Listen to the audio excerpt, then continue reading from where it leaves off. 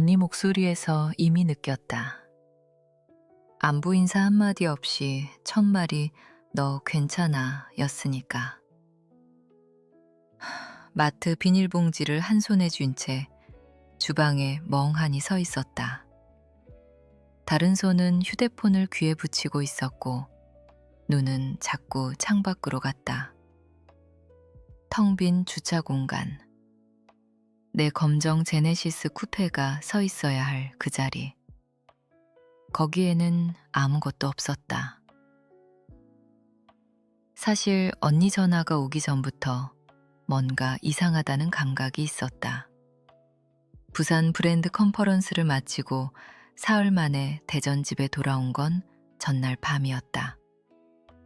너무 늦어서 캐리어를 현관에 던지듯 놓고 바로 쓰러졌다. 다음 날 아침 세탁실로 들어가다가 손이 저절로 차고 리모컨을 찾았다. 딸까. 그리고 그 느낌. 공간이 너무 넓고 너무 조용하다는 말로 설명하기 애매한 그 느낌.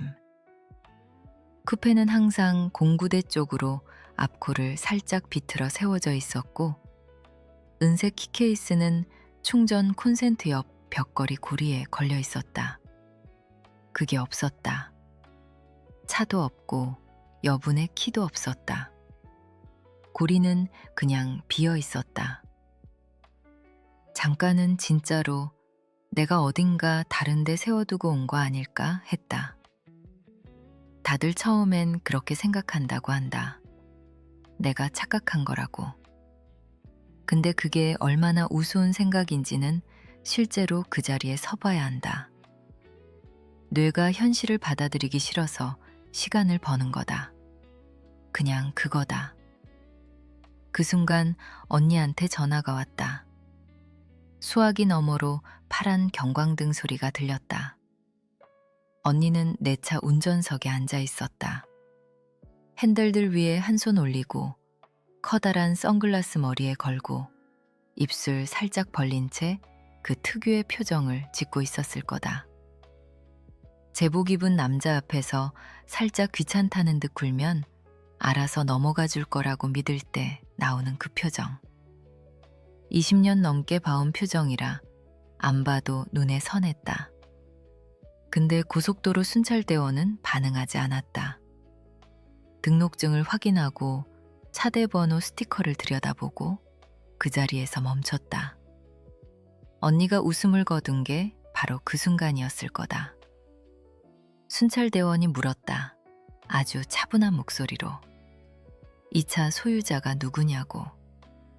언니는 아빠 이름을 댔다. 그게 첫 번째 실수였다. 어디서 듣고 있든 끝까지 같이 가죠. 이제 시작이야. 집 안으로 들어갔다. 엄마가 내 주방에서 커피를 내리고 있었다. 화요일 아침 7시 30분에 마치 거기 있는 게 당연한 사람처럼. 내 차 어딨냐고 물었다. 엄마는 돌아보지도 않았다. 언니가 가져갔어. 그게 다였다. 빌린 것도 아니고 급한 일이 생긴 것도 아니었다. 그냥 가져갔어. 그 말투가. 나는 엄마 등을 보며 그냥 서 있었다. 그게 무슨 말이냐고 다시 물었다. 엄마가 그제야 나를 돌아봤다. 그리고 어깨를 으쓱했다. 내가 12살 때부터 증오해온 그 동자. 너는 가진 게 많잖아. 걔가 더 필요했어. 더 필요했어. 9천만 원짜리 차였다. 커리어 최대 계약을 따낸 직후 18달 전에 내 돈으로 산 차. 내가 직접 보험 들고 직접 등록하고 직접 관리하고 키 2개를 따로따로 잠궈뒀던 차. 이 집은 경계선을 장식품 취급한다. 항상 그랬다. 필요한 게 아니라 원한 거라고 했더니 엄마는 커피잔을 들었다. 언니 SUV가 수리에 들어갔다고 얼마나 걸리냐고 물었다. 엄마가 한쪽 어깨를 들었다. 충분히 오래. 그 말에서 아빠 냄새가 났다. 엄마는 감정으로 거짓말하고 아빠는 실무로 거짓말한다. 둘 중 하나가 기한 없는 말을 꺼내면 다른 하나는 이미 어딘가에서 서류를 움직이고 있다는 뜻이다. 여분 키 누가 줬냐고 물었다. 아빠가. 당연하지. 바로 전화했다. 첫 번째 신호에 받았다. 짜증 섞인 목소리였다. 죄책감은 없었다. 잠깐이잖아 라고 했다. 잠깐이 아니라고 했다. 아빠는 내 차고에 들어가서 키를 꺼내 언니한테 줬다. 가족이잖아 라고 했다. 나도 가족이라고 했다. 아빠가 말했다. 어차피 그 차 너무 세워두잖아. 그 말 하나로 다 보였다. 훔친 게 아니라 분배한 거라고 스스로 납득했을 거다. 가족 내 물류 조정. 내가 가진 것은 집안 누군가가 크게 원하는 순간 자동으로 공용이 된다는 논리. 나는 그 논리 안에서 자랐고, 그래서 그게 얼마나 이상한 건지 오래 몰랐다. 언제 돌려줄 거냐고 물었다. 나중에 얘기하자고 했다. 아니, 나는 기다리지 않았다. 우리 집 방식이 그거였다. 질문을 지연시키고, 긴박함을 소진시키고, 도둑질이 일상이 될 때까지 기다렸다가 아직도 화내냐며 오히려 상처받은 척 하는 것. 나는 이번엔 그 흐름에 들어가지 않았다. 먼저 긴급 출동 서비스에 전화해서 차가 어딘가에 세워져 있는 건지 확인했다. 아니었다. 그럼 보험사. 그 다음엔 차량 연결 앱 서비스. 내 제네시스 쿠페에는 실시간 위치 추적이랑 원격 시동 차단 기능이 있었다. 뭔가 할 수 있다는 생각에 손이 먼저 움직였다. 그런데 상담원이 기본 인증을 확인하더니 잠깐 멈췄다가 말했다. 박서연 씨, 46시간 전에 관리자 접근 권한이 재설정된 기록이 있습니다. 누구 명의냐고 물었다. 박성준 명의의 차량 가족 관리자 프로필로 등록되어 있습니다. 아빠. 여분 키만 챙긴 게 아니었다. 내가 출장 간 사이에 앱까지 손을 댄 거다. 놀란 건 그게 가능하다는 사실이 아니었다. 몸으로 움직이기 전에 디지털로 먼저 준비를 끝냈다는 것. 이게 충동이 아니라 계획이었다는 것. 그 차가움이 속까지 내려왔다. 상담원한테 바로 말했다. 보조 접근 권한 전부 취소하고 차량에 플래그 걸어달라고. 처리가 시작되는 바로 그 순간 전화가 울렸다. 지은이었다. 받자마자 말했다. 언니, 거기다 괜찮다고 말해줘. 배경에서 소리가 들렸다. 차송, 바람, 서류를 요구하는 남자 목소리. 야, 지금 어디야? 국도 1호선, 단속 걸렸어. 아빠가 허락했다고 그냥 말해줘, 언니. 그때 순찰대원 목소리가 가까워졌다. 차에서 내려주세요. 전화를 귀에서 뗐다. 텅 빈 차고를 바라봤다. 엄마는 여전히 커피잔을 들고 주방 입구에 서 있었다. 처음으로 엄마 얼굴에서 확신이 사라졌다. 뭘 한 거야? 라는 말이 나오기도 전에 지은 목소리가 다시 들렸다. 한 톤 높아져 있었다. 등록증에 뭔가 안 맞는다는데 언니가 그냥 해결해. 대답을 안 했다. 이게 키 도둑질보다 크고 가족 싸움보다 크다는 걸 그 순간 알았으니까. 순찰대원이 전화를 넘겨받았다. 박서연 씨, 이 제네시스 쿠페의 등록 소유주가 맞으십니까? 맞아요. 잠시 침묵이 흘렀다. 그럼 한 가지만 더 여쭤볼게요. 지난주에 이 차량으로 소유권 이전 서류 재발급 요청을 승인하신 분이 누구입니까? 그 문장이 공기 속에 그냥 떠 있었다. 1초 동안 잘못 들은 줄 알았다. 소유권 이전 서류 재발급? 순찰대원이 같은 말을 다시 했다.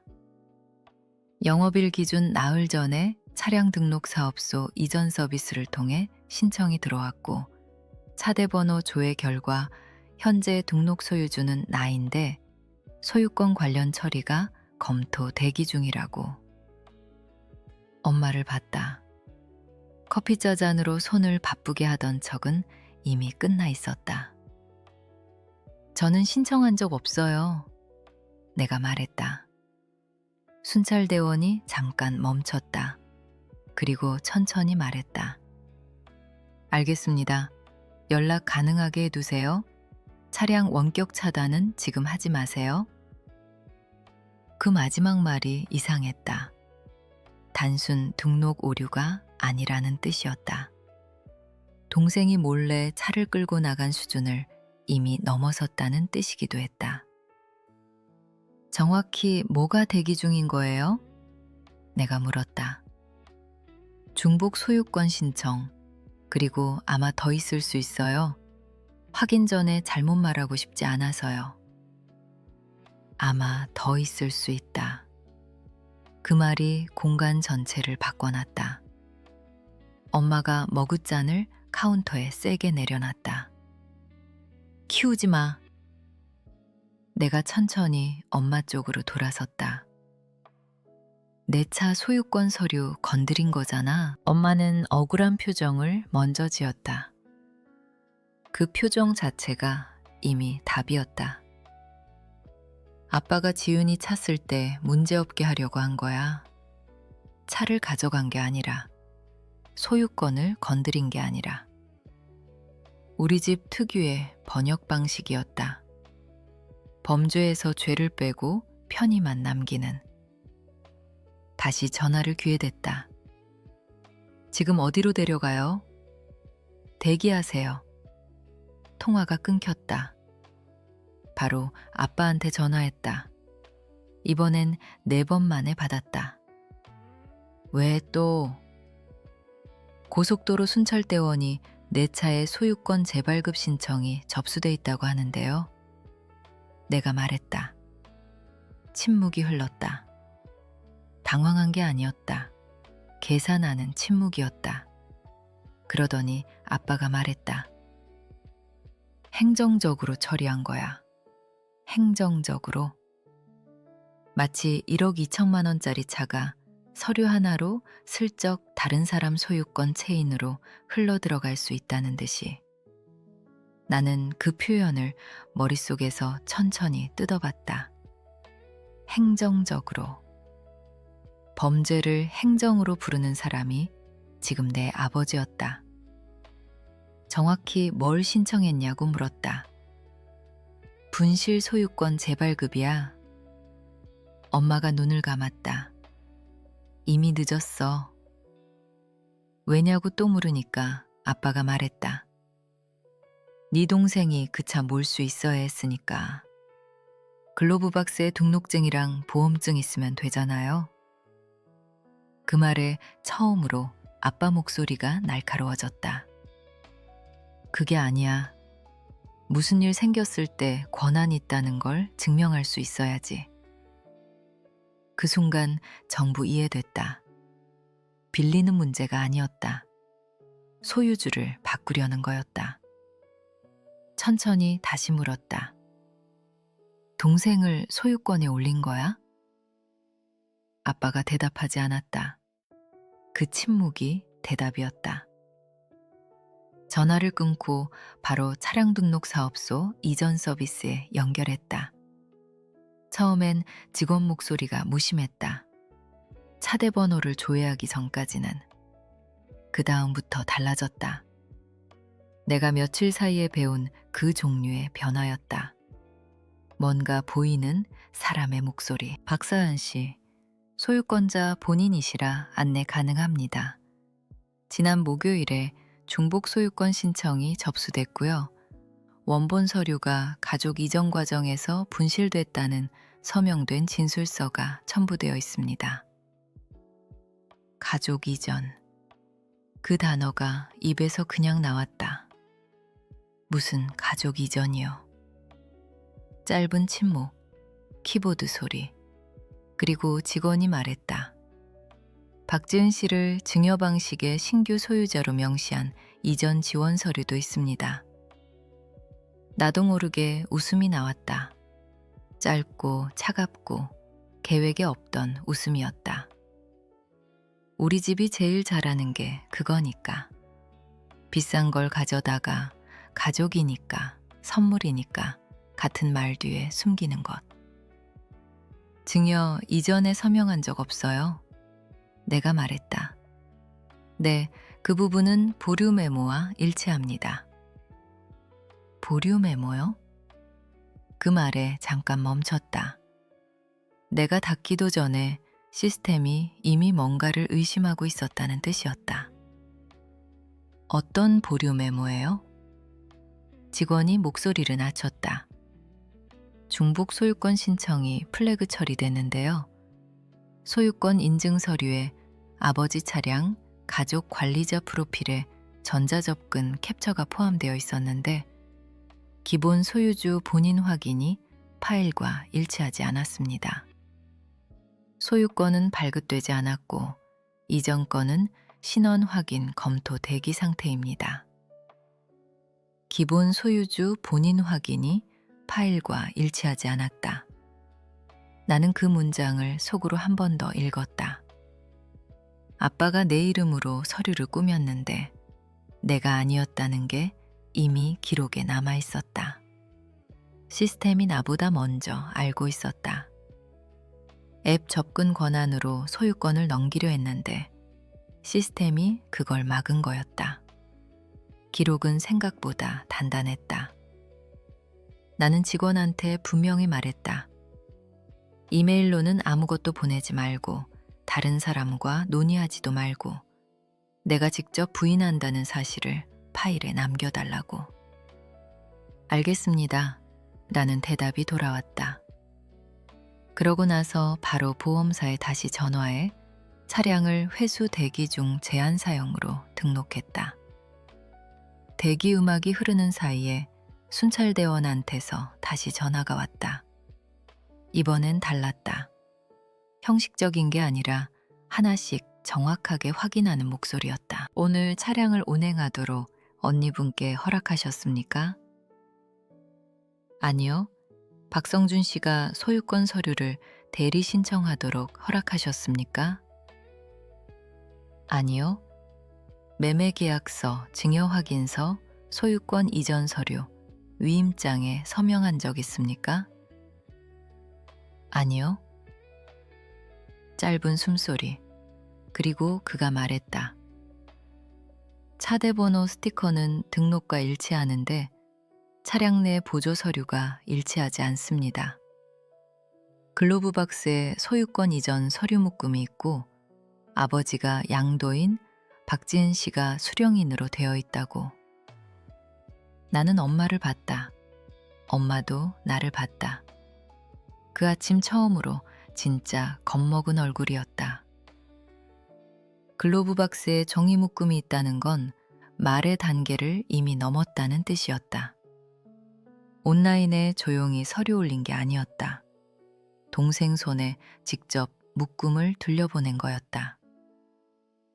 소유권이 정리되기 전에 현장에서 자기 차라고 증명해야 할 순간을 미리 계산하고.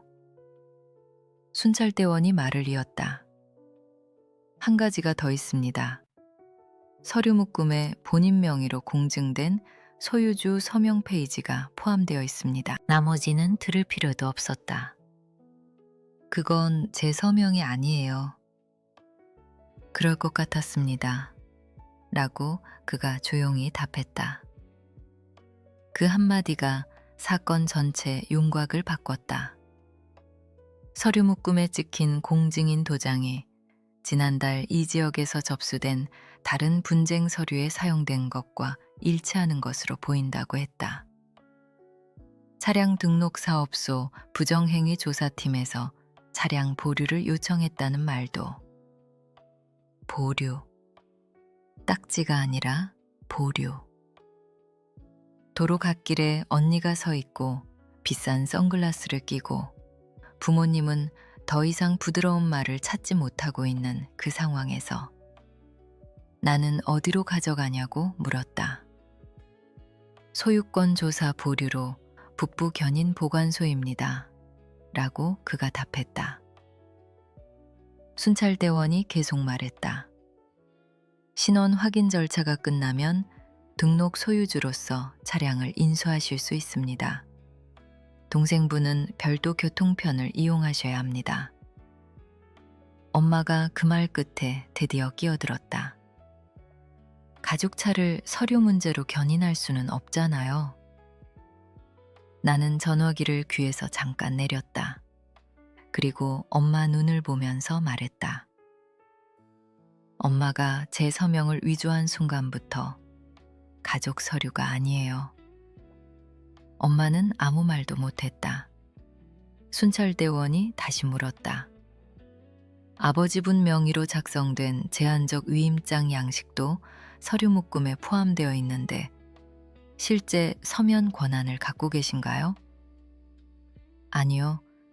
그럴 것 같았습니다. 나는 대답이 돌아왔다. 그 순간 주방이 통째로 굳었다. 그제야 전부 연결됐다. 예비키가 목적이 아니었다. 차도 아니었다. 그들은 내 소유권을 단계적으로 지워가고 있었던 거다. 차량 연결 앱 접근 권한부터 중복 소유권 서류, 증여 이전, 위조 서명, 가짜 제한적 위임장까지 그 묶음 전체를 동생 손에 들려 고속도로로 내보낸 거고 글로브 박스 안에 차곡차곡 담아서 아무도 움직이지 않았다. 그때 엄마가 아주 작게 말했다. 그렇게까지 되면 안 됐는데. 그게 그날 처음으로 나온 진짜 말이었다. 완전한 고백은 아니었다. 하지만 선을 넘었다는 건 인정한 거였다. 서류가 실제 수사관을 만나고 파일이 생기고 공공도로 갓길에 견인 기록이 남는 날이 올 거라고는 자기들도 생각 못했던 거다. 나는 전화기를 다시 귀에 댔다. 차량 보류 유지해 주세요. 글로브 박스 서류 정부 보존해 주시고 목록 사본도 먼저 받고 싶습니다. 순찰대원은 망설이지 않았다. 이미 진행 중입니다. 그때였다. 아빠가 차가 사라졌다는 걸 이해한 게. 감정이 아니라 행정적으로. 그런 사람한테는 그게 훨씬 더 나쁘다. 아빠는 묻지도 않고 내 손에서 전화기를 가져갔다. 박성준입니다. 절도 같은 건 없어요. 가족 차량 분쟁이에요. 순찰대원 목소리는 흔들리지 않았다. 아니요, 그렇지 않습니다. 순찰대원 목소리는 끝까지 흔들리지 않았다. 저한테는 소유자 본인이 서류를 부인하는 상황, 위조 의심 서명, 근거 없는 위임장, 그리고 차량 등록 사업소에 활성화된 신원 보류가 있습니다. 긴급 출동 서비스 수준의 가족 분쟁이 아닙니다. 아빠가 뭔가 끼어들려고 했다. 순찰대원이 바로 잘랐다. 기록을 위해 말씀드리자면 따님이 아버님을 차량보험 적용 대상으로 지목했습니다. 그 뒤로는 아무 소리도 없었다. 아빠가 전화기를 내 손에 돌려줬다. 마치 그걸 쥐고 있는 게 뜨거웠던 것처럼. 순찰대원이 이어서 설명했다. 차는 소유권 조사 보류로 견인될 예정이었다. 글로브 박스 서류들은 현장에서 바로 목록화된다고 했다. 공증된 서명 페이지, 제한적 위임장, 소유권 이전 신청 사본, 증여 서류까지 전부. 차량 등록 사업소 부정행위 조사팀은 이미 긴급 출동 서비스 측에 목록을 요청해 둔 상태였다.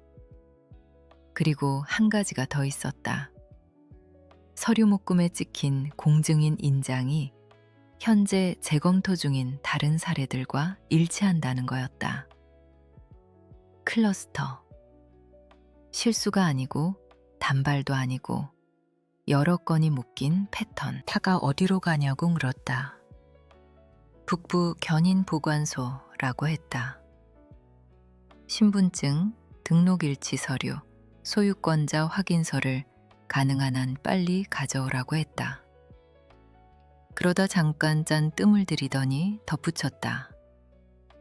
박서연 씨, 네?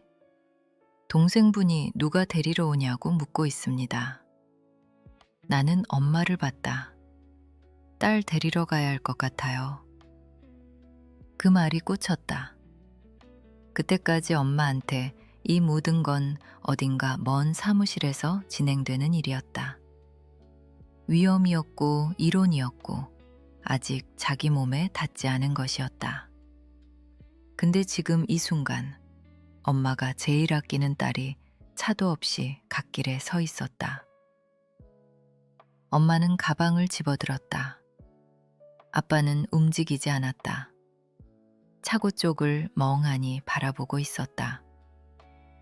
여분 키가 걸려있던 빈 고리, 내 전화기가 놓인 주방 카운터, 그 주변에서 조용히 하나씩 어긋나가는 것들을. 그러다 내가 기다리던 말이 나왔다.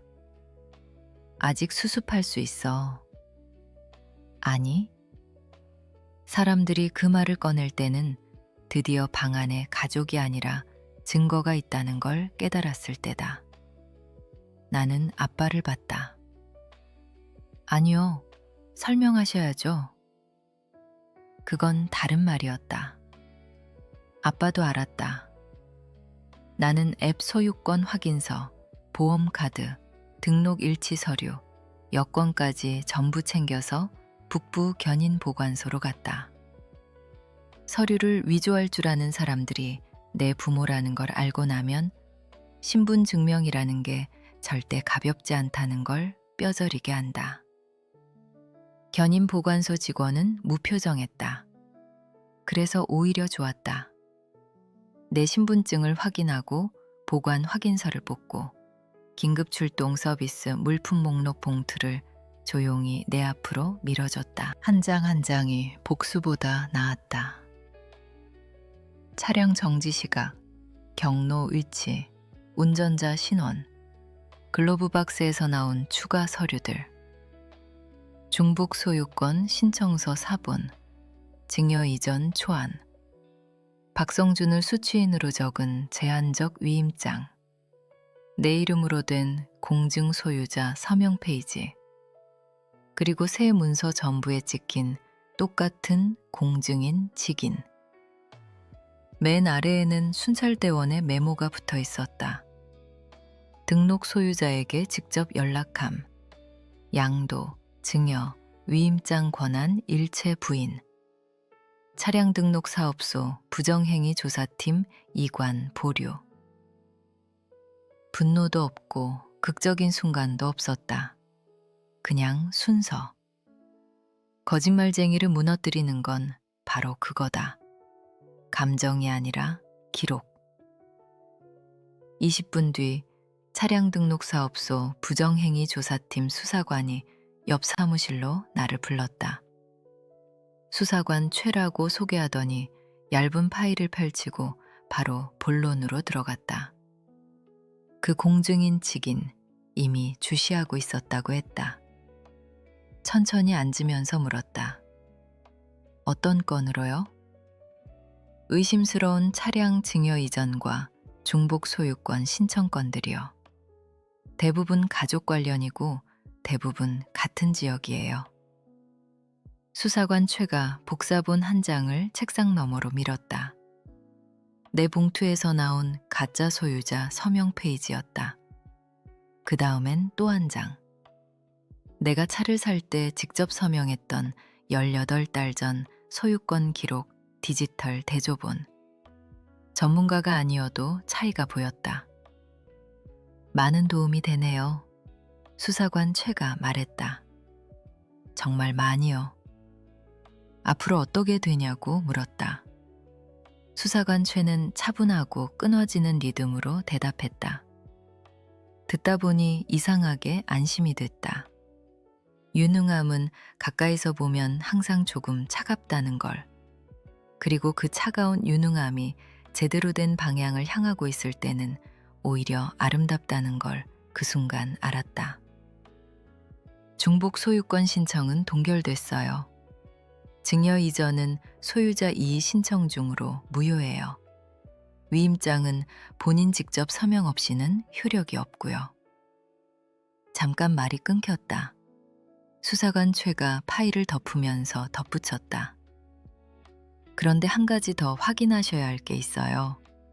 제가 보기엔 이게 처음이 아닐 수 있어요. 차는 나한테만 인도될 수 있다고 했다. 공증대장과 서류 제출 기록은 소환장으로 확보하고 차량 연결 앱 가족 접근 권한 재설정에 관한 진술도 필요하다고. 나는 거의 웃을 뻔했다. 앱 때문에.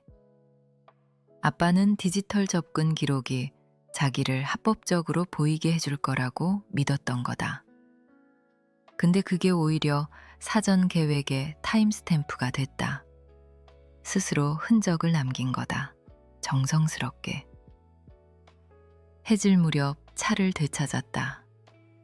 시스템이 친절해서가 아니라 관련된 모든 것이 나와 일치했기 때문에.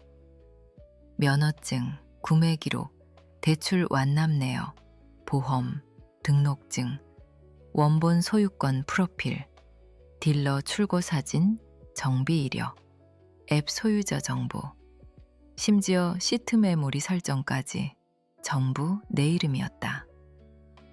진짜 소유권도 흔적을 남긴다는 걸 그때 알았다. 훨씬 더 선명한 흔적을. 북부 견인 보관소에서 차를 몰고 나올 때 글로브 박스는 증거물 봉투로 봉인돼 있었다.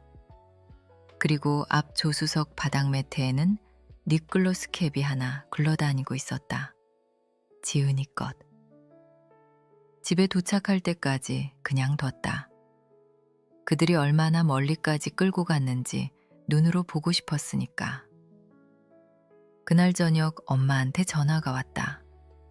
목소리가 지쳐 있었다. 전략이 다 벗겨진 것 같은 목소리였다. 지은이가 난리를 피우고 있다고 했다. 내 차 안에서 먼저 난리를 피웠잖아요. 라고 하고 싶었지만 참았다. 이걸 굳이 사건으로 만들 필요 없잖아. 이미 사건이에요.